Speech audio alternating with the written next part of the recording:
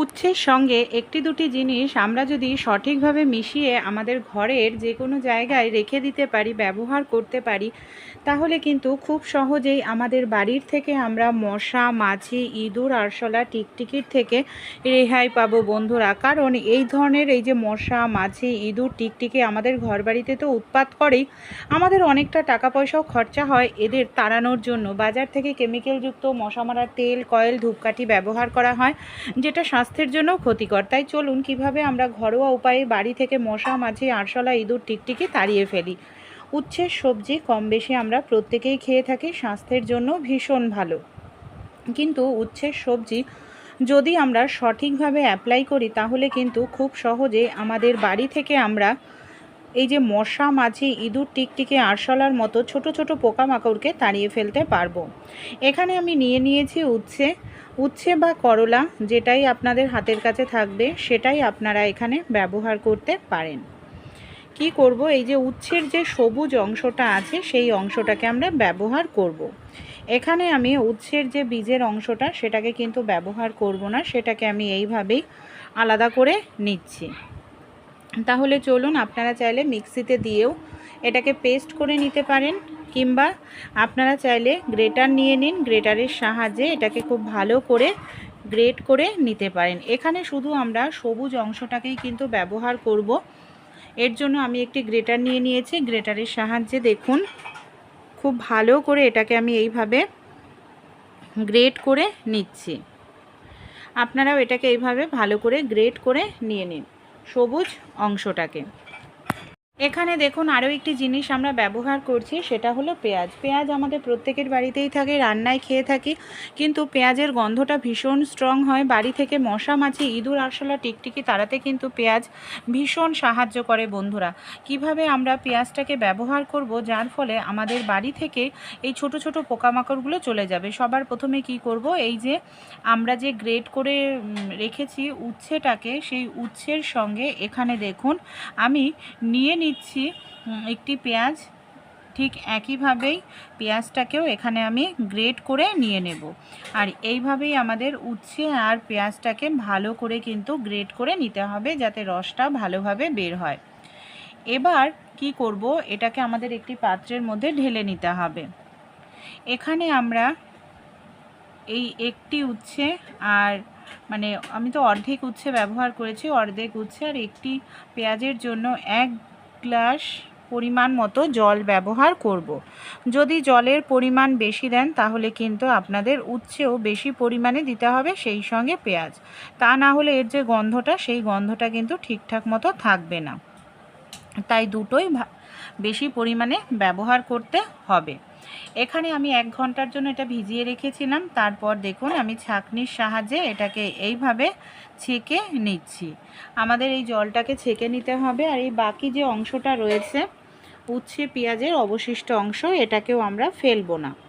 এটাকে একটি পাত্রের মধ্যে আমি নিয়ে নিলাম। আর এই যে উচ্ছে আর পেঁয়াজের যে জলটা রেডি করেছি, এর মধ্যে আমি দিয়ে দিচ্ছি বেশ কিছুটা পরিমাণ কর্পূর।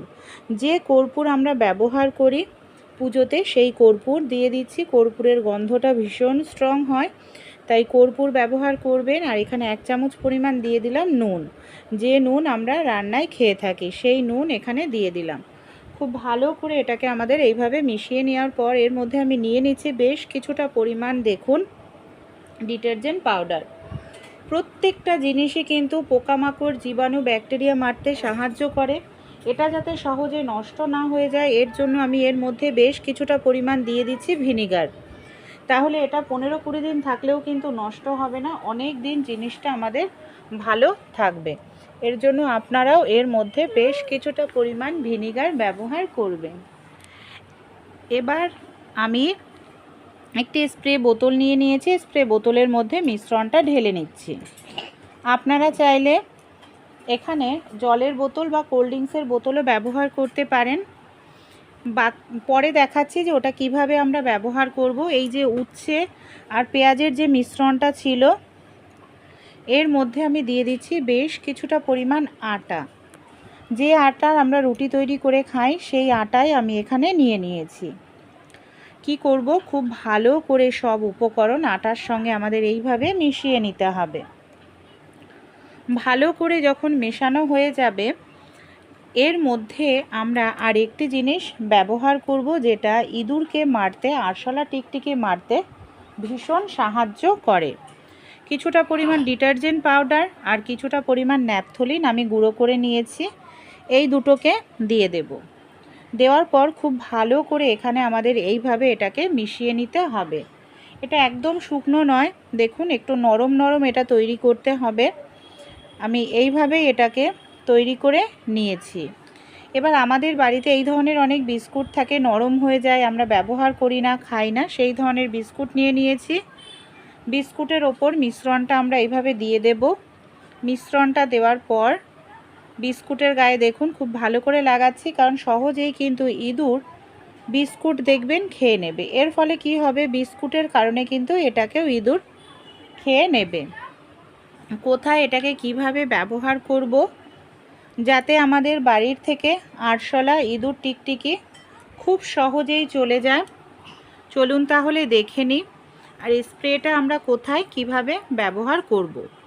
আমাদের রান্নাঘরে দেখবেন খাবার দাবার তো থাকেই, আর এই সব জায়গাতেই কিন্তু ইঁদুর, আরশোলা, টিকটিকির উৎপাত হয়। তাই রান্নাঘরের যে কোনো জায়গায় বিস্কুটের একটি টুকরোর ওপর মিশ্রণ যেটা লাগিয়ে নিলাম সেটাকে রেখে দিন। যেখানে আমাদের মুদিখানা দোকানের মাল থাকে, মশলাপাতি থাকে, সেই সব জায়গাতেও দেখবেন ইঁদুর, আরশোলা, টিকটিকি ঘোরাঘুরি করে, সেখানেও দিয়ে দিন। খাবার হিসাবে খাবে, আর খেলেই কিন্তু বাইরে গিয়ে মারা যাবে, কারণ এটা যেহেতু ডিটারজেন্ট পাউডার দেওয়া আছে, খেলেই একটা শরীরে অস্বস্তি হবে, সেই জায়গায় থাকতে পারবে না। যেখানে যেখানে আপনাদের বাড়িতে ইঁদুরের উৎপাত সেই সব জায়গায় দিয়ে দেবেন, বা আরশোলার উৎপাত যেখানে যেখানে দেখবেন শোকেসের পেছন দিকটা, আলমারির নিচে, এই সব জায়গাতে আরশোলা, টিকটিকিরা লুকিয়ে থাকে, একটি দিয়ে রেখে দিন। দেখবেন খাবার হিসাবে খেলেই কিন্তু মরে যাবে, এমনকি বাড়ির থেকে ইঁদুর, আরশোলা, টিকটিকির উৎপাত একেবারেই কমে যাবে। আর যে স্প্রেটা তৈরি করেছে এর গন্ধটা ভীষণ স্ট্রং। সন্ধেবেলায় যখন মশার উৎপাত বেড়ে যায়, জানলার গ্রিলে, পর্দাতে মিশ্রণটা দিয়ে দিন। এর গন্ধের কারণে এইসব জায়গা থেকে আর কখনোই মশা কিন্তু আসবে না। কিংবা বেসিন বা সিঙ্কের পেছন দিকটায় দিয়ে দেবেন। ঘর মোছার সময় একটু স্প্রে করে দিতে পারেন, বা ঘর মোছার জলের মধ্যে একটুখানি দিয়ে ভালো করে ঘরটা মুছে নিন। ঘরের মেঝেতে দেখবেন তাহলে আর মাছি বসবে না, ইঁদুরের উৎপাত কমবে, পিঁপড়ের উৎপাত কমবে, ঘরের মেঝেও থাকবে পরিষ্কার পরিচ্ছন্ন। যেহেতু কর্পূর ব্যবহার করা হয়েছে, নুন দেওয়া হয়েছে, তাই এই ঘরোয়া রেমেডিটি অবশ্যই একবার আপনারাও ট্রাই করে দেখুন, আশা করছি উপকার পাবেন।